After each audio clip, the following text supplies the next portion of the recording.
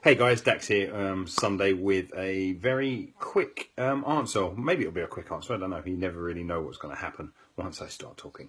But anyway, Angie Garton brought up a really good point, and it was about, so let me just kind of read it from here. General question about coaching. How do you structure your sessions, short-term and long-term, when so much of it is personal and requires helping the client to move from dark to light on problems as they arise? So it's this idea, I guess, of and there's been some really good answers on the thread about people who are going off tangent, or when you're ostensibly working with a person on one thing, and then topics come up during a coaching session or during a series of coaching sessions that start to pull you off on a completely different tangent, and what to do about that and why. So I've clearly got my very own perspective on this, which I'd love to share with you here.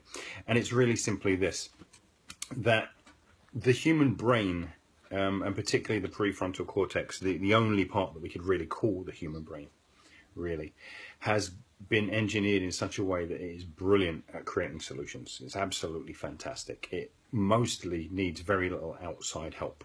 It doesn't mean that it kind of doesn't relish it when it comes up, but it mostly doesn't need much outside help. It's very smart, it's very creative, it's very good at creating solutions or kind of thinking about long-term things, right? So the real question is, if that is true, and I truly believe it is, then what is keeping us from being in our prefrontal cortex long enough for us to hold that bigger, deeper vision in place, for us to keep moving in the direction of our dreams, to use that cliche? What is actually happening? And here's what's happening from a neuroscience perspective, is that once you move into threat, your brain is basically engineered to go into its fight, flight and freeze modes, and is engineered to basically take care of the things that it's seeing as the major priority and the major threat right now. Now, it doesn't mean that the person in front of you is any less committed than they ever were. It doesn't mean that they don't want the same things that they wanted when they first hired you as a coach and all that kind of stuff.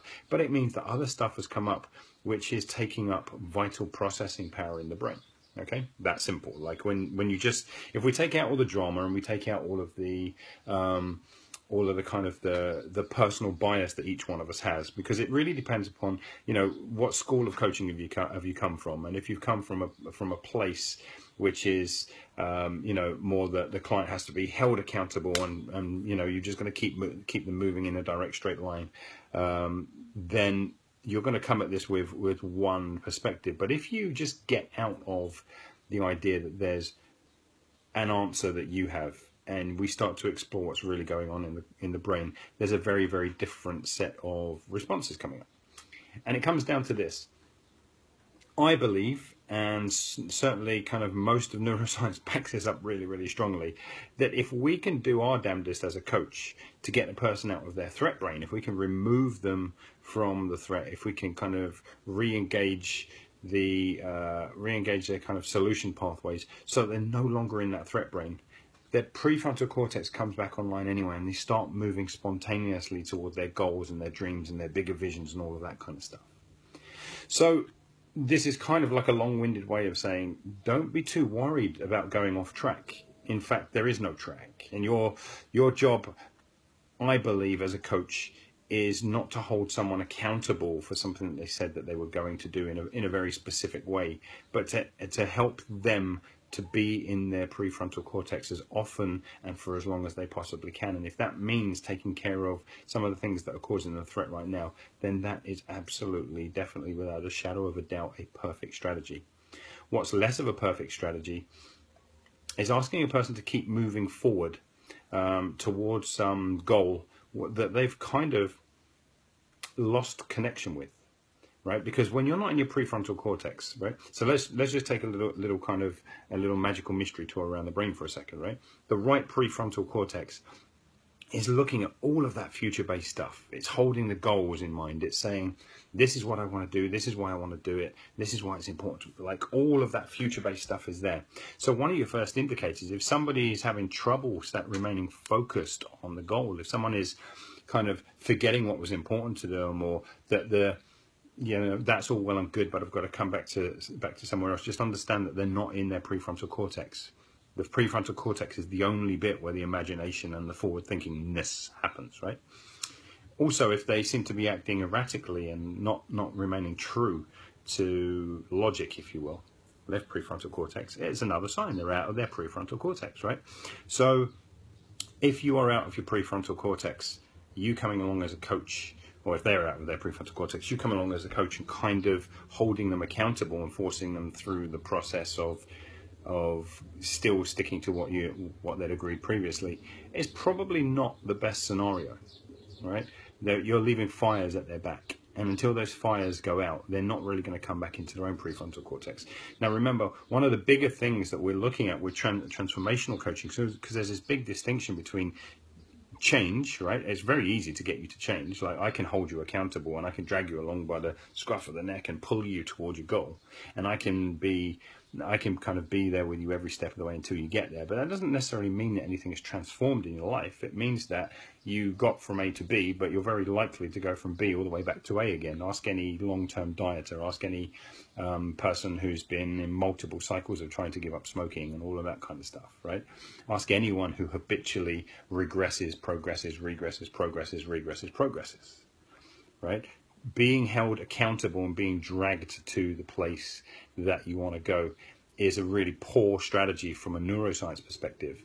But when you actually work with a person to get them out of their threat brain, to actually give them the prediction, to give them the response that they need in those situations, to be able to say, okay, yeah, I'm calm again, suddenly their prefrontal cortices come back online.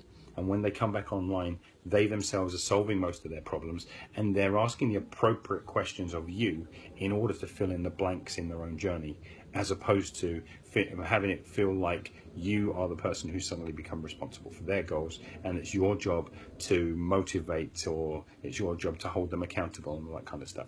Look, at the end of the day, our clients are adults. We work with adults. Adults don't need to be held accountable. Okay, what adults really need is the facts, and they need the information, and they need the systems and the strategies and the skills to get themselves out of the shit that they find themselves in. And being held accountable doesn't get you out of shit. That's literally, again, just dragging you along, right? What gets you out of the shit, and what gets you out of the shit in a way that leads to transformation rather than just change, is that you, on future occasions, are faced with a strategy that will actually get you through there. Prediction and response. Boil the whole thing down. The brain is merely a pattern recognition machine. Okay, it's a pattern recognition machine. It wants to be able to create predictions, and it wants to know that it's got the appropriate responses for those predictions. Whenever someone's in threat, whenever someone seems to be out of their mind, in the most literal term, like they're not being creative, they're not being future thinking, they're not acting logical, the best thing I believe that any coach can do is get them back into their human brain, and then let the brain start to work again as nature intended. So that turned out to be a bit of a longer rambling than I expected, but I'd love to hear you guys' feedback on that. And I'm certainly not saying that there aren't other ways to do this, and I'm not knocking anybody who is playing the accountability game with their clients, and I'm not knocking anybody who is who kind of is a big believer in just do it and all that kind of stuff. But what I'm saying is, if those things really worked, if accountability and just do it worked, then we'd see a lot more transformation. We see a lot of change from that as a strategy. We see a lot of change, like people can get themselves out of shitty situations and get to the next level. But very often we don't see transformation, we see the regression. And that's because the brain really needs to create these neural associations that take place inside of the brain, where the brain connects its own dots and learns to keep itself out of threat for future occasions. So this has been me, Dax. Hope you found that useful, or at least interesting, and look forward to hearing your feedback. Take care.